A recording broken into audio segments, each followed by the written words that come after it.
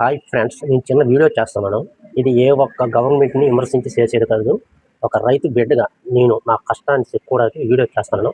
ఈ వీడియో మీకు కరెక్ట్ అనుకుంటే లైక్ చేయండి, షేర్ చేయండి, సబ్స్క్రైబ్ చేయండి. నేను కరెక్టే అనుకుంటున్నాను. ఒకసారి చూడండి.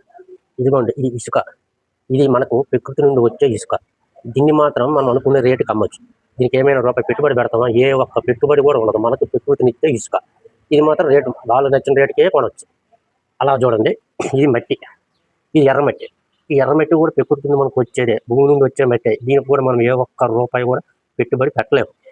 కానీ ఇది కూడా వాళ్ళకి నచ్చిన రేట్లోనే కొనాలి. ఇది ఇక్కడ చూడండి. ఇప్పుడు మూడో వీడియో మీకు చూపిస్తాను. ఇప్పుడు మీకు వీడియో చూస్తారు. అలాగా ఇవి రైతులు పండించే ధాన్యం అండి. ఈ రైతు పండించే ధాన్యం విలువ ఎలా ఉందంటే, ఇప్పుడు ధాన్యం వస్తుంది. రైతు దీన్ని ఎంత కష్టపడతాడో అనేది అందరికీ తెలుసు. తన వ్యక్తి రక్తపు బుట్టు కూడా ప్రాణంగా బలం పెట్టి కష్టపడతాడు.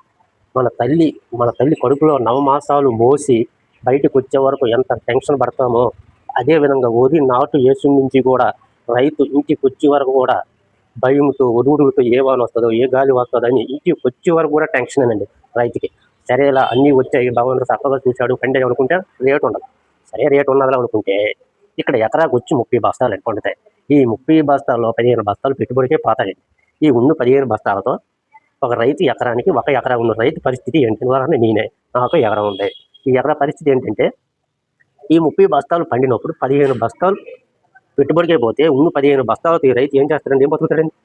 ఇవే 15 బస్తాలతో రైతు సంవత్సరం పొడుగు సమితులకి, పెళ్ళిళ్ళకి, పగ్గాలకి, పండుగలకి, అక్క పెళ్ళిళ్ళకి, అట్లకి అన్నిటికీ ఇవే ఖర్చు పెట్టాలండి. ఇదండి రైతు పరిస్థితి. రైతు ఎప్పుడు డెవలప్మెంట్ అయ్యాడని లేదు సార్. ఎప్పుడు కూడా రైతు ఎప్పటికీ తన పెంచే వడ్లు కూడా తన సొంతంగా అమ్ముకునే హక్కు లేదు. ఇంతవరకు చరిత్రలో కూడా ఇంత హక్కు లేదు రైతుకి. అది రోజు రైతు ఎప్పుడు కూడా ఇంత బాగుపడలేదు. ఎప్పుడు రైతులాగా ఉంటాడు. ఎప్పుడు రాజు అంత రాజు ఎప్పుడు అవ్వడు. మనకు రాజు ఎప్పుడు అవుతాడు? రైతు ఎప్పుడు తన స్వతహాసితం తన రేటుతో అమ్ముకుంటాడో ఆ రోజే రైతు బాగుపడతాడు. అలా ఉండదు. ఇంతమంది బాగుపడుతున్నారు కానీ రైతు బాగుపడలేదు.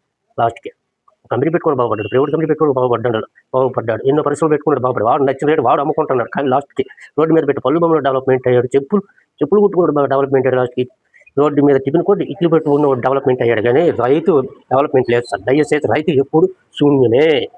దయచేసి ఇందులో నా ఏ తప్పుని శ్రమించి వీడియో అందరికీ కనెక్ట్ అవుతుందని చూసి నేను వీడియో చేశాను. కాబట్టి ఈ వీడియోకి లైక్ చేయండి, షేర్ చేయండి, సబ్స్క్రైబ్ చేయండి. దయచేసి ఇంకోసారి చెప్తున్నా, ఈ వీడియో ఏ విధంగా విమర్శించి నేను చేయలేదు. నేను ఒక రైతు బిడ్డగా నేను చేశాను. థ్యాంక్స్.